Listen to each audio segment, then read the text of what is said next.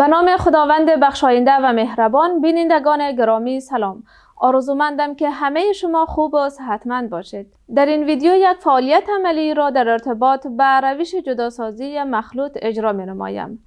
همانطور که می دانید برای جداسازی اجزای مخلوط ها نظر به نوعیت مخلوط و ذرات تشکیل دهنده آنها روش های متفاوت وجود دارند که این روش ها شامل فیلتریشن، ته‌نشینی، سنتریفیوژ، غربال، استفاده از مغناطیس، چیدن، تخدیر، تبخیر و کروماتوگرافی می باشد. اما در این ویدیو به جداسازی اجزای مخلوط های غیر متجانس جامد در مایع به روش فیلتریشن می پردازیم. مواد و وسایل مورد نیاز این فعالیت عبارتند از آب، مقداری از آرد، بیکر، فلاسک، قیف، کاغذ فیلتر، میله شوردهنده، پیپت یا قطره‌چکان و قاشق.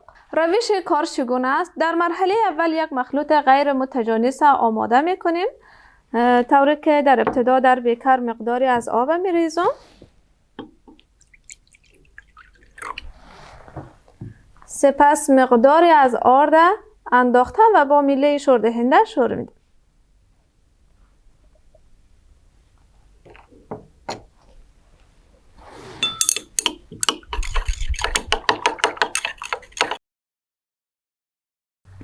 یک مخلوط غیر متجانس آماده شد و حال می‌خواهیم اجزای تشکیل دهنده این مخلوط از همدیگر جدا کنیم.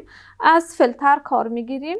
کاغذ فیلتر که به سایزهای مختلف وجود داره می‌گیریم. در مرحله اول کاغذ فیلتر را قات می‌کنیم. در ابتدا از وسط قات کرده، سپس باز هم از وسط نصف کرده و قات می‌کنیم.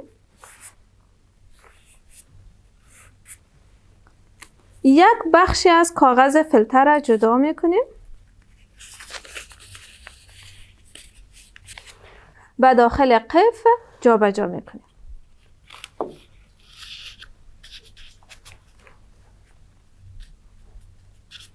به خاطر از اینکه کاغذ فیلتر و جدارهای قیف خوب جابجا شود، توسط پیپت مقداری از آب گرفته روی کاغذ فیلتر می ریزیم.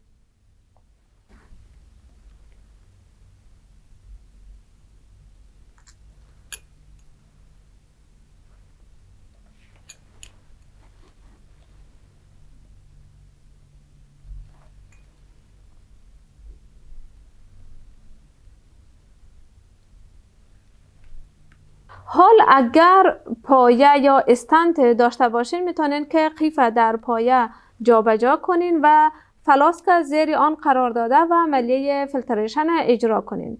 و اگر پایه نبود شما میتونین مستقیما قیف به دهنه فلاسک قرار داده و مخلوط را که میخواین اجزای آن از همدیگر جدا شود به صورت آهسته به داخل قیف میریزیم.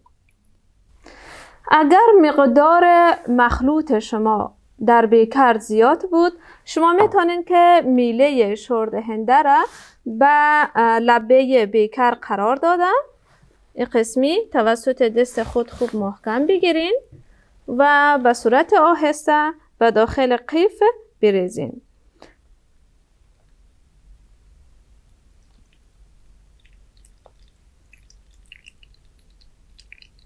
با این روش از ریختاندن یک دفعگی مخلوط جلوگیری میشه.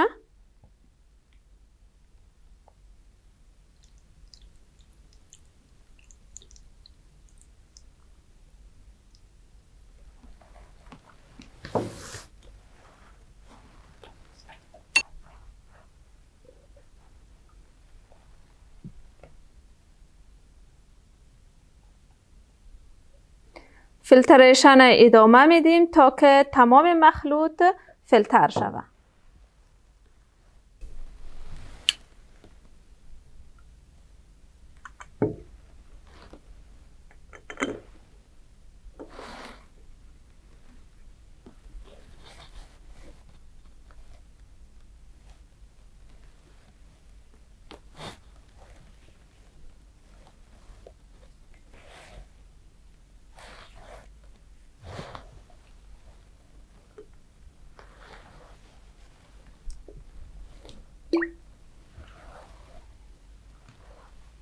میبینیم که ذرات آرد از کاغذ فیلتر عبور نکرده، در کاغذ فیلتر باقی مانده که این رو به نام باقی مانده یا رزیدیو یاد میکنه.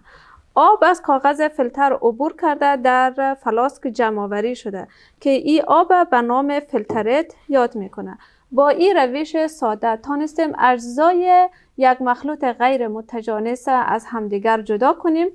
امیدوارم که فعالیت برایتان مفید واقع شود. بیننده ویدیوهای بعدی ما باشید. تا اجرای فعالیت بعدی خداوند یار و نگهدارتان.